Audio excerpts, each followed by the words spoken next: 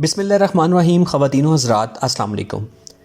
آپ کی منزل جتنی اونچی ہوگی قدرت آپ کو اتنی ہی گھاٹی سے اوپر لے کے جائے گی۔ ایسی ہی ایک کہانی والٹ ڈزنی کی ہے جو کہ مکی ماؤس جو کہ ایک مشہور و معروف کارٹون کریکٹر ہے اس کا موجد تھا۔ آپ نے بچپن میں ضرور یہ کارٹون دیکھے ہوں گے۔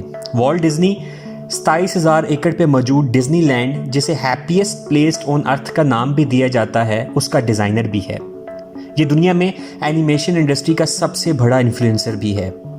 آئیے جانتے ہیں اس نے یہ کامیابی کیسے حاصل کی۔ والٹ ڈزنی کا تعلق انتہائی غریب گھرانے سے تھا۔ یہ ایک امریکن شہری تھا۔ اس کی پیدائش 5 دسمبر 1901 میں ہوئی۔ یہ کل 5 بہن بھائی تھے۔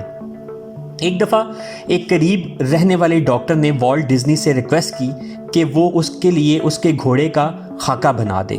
تب والٹ ڈزنی کی عمر صرف 4 سال تھی اور ادھر سے ہی والٹ ڈزنی نے اپنے ٹیلنٹ کو ایکسپلور کرنے کی شروعات کی۔ والٹ ڈزنی اسکول کے دنوں میں 2 کام کرتا ہوا پایا جاتا تھا۔ یا تو وہ دن میں خواب دیکھ رہا ہوتا تھا اور یا پھر وہ کوئی ڈرائنگ سکیچ بنا رہا ہوتا تھا۔ وقت گزرنے کے ساتھ ساتھ وہ اپنے دوستوں کو مختلف کہانیاں سناتا تھا اور ساتھ میں کلاس بورڈ پہ ان کی اینیمیشن یعنی تصاویر ڈرا کرتا تھا تاکہ اس کے دوست کہانی سننے کے ساتھ ساتھ امیجن بھی کر سکیں۔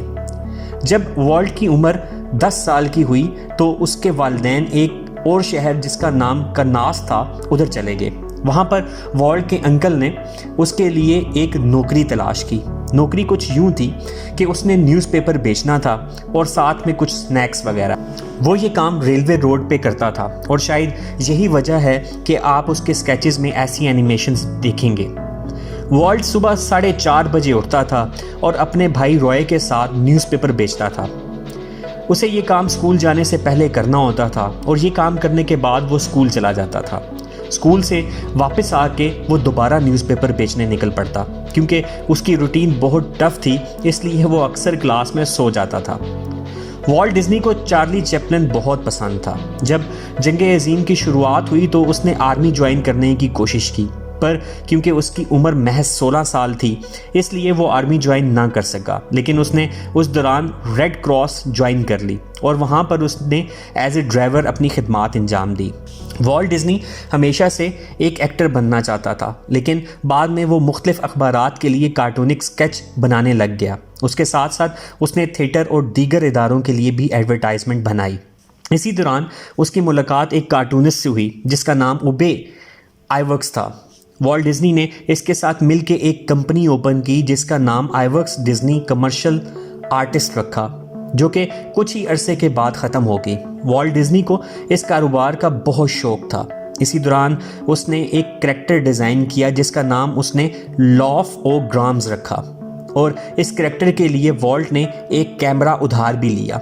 اس کا یہ آئیڈیا کامیاب ہو گیا اور کرناس کے لوگوں نے اسے بہت پسند کیا۔ اس کے پاس اب اتنا پیسہ ہو گیا تھا کہ وہ ایک اپنا اسٹوڈیو خرید سکتا تھا اور یوں اس نے ایک اسٹوڈیو خریدا اور اینیمیٹرز کو ملازمت پہ رکھ لیا، لیکن وہ ان کی سیلریز نہ دے سکا اور یوں اس کو اسٹوڈیو بند کرنا پڑا۔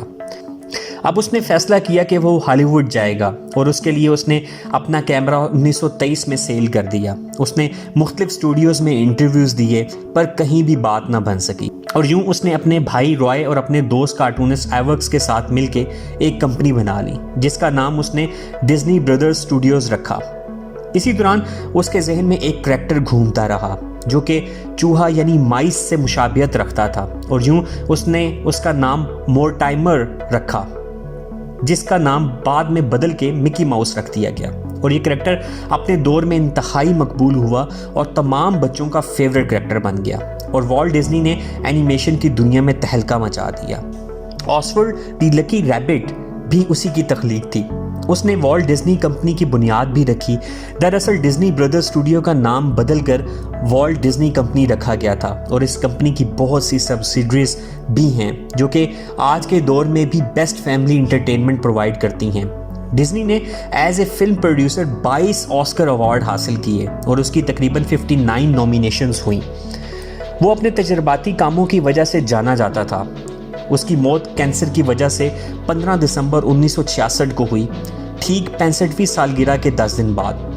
اس کہانی سے ثابت ہوا کہ آپ کا آج آپ کے کل کی بنیاد بنا رہا ہوتا ہے۔ اگر آپ نے اپنے آج کو آہستہ آہستہ بدلنا شروع کر دیا اور اپنے مقصد کے لیے بڑھنا شروع کر دیا تو قدرت آپ کے لیے کامیابی کے دروازے کھول دے گی. لیکن شرط صرف ایک ہے اور وہ ہے مسلسل کوشش کے ساتھ ہمیشہ آگے بڑھتے رہنا. پھر چاہے آپ جس مرضی شعبے میں ہوں، اگر آپ مسلسل آگے بڑھ رہے ہیں تو آج نہیں تو کل آپ ضرور اپنے مقام بنا لیں گے اور تاریخ آپ کو کبھی بھولے گی نہیں.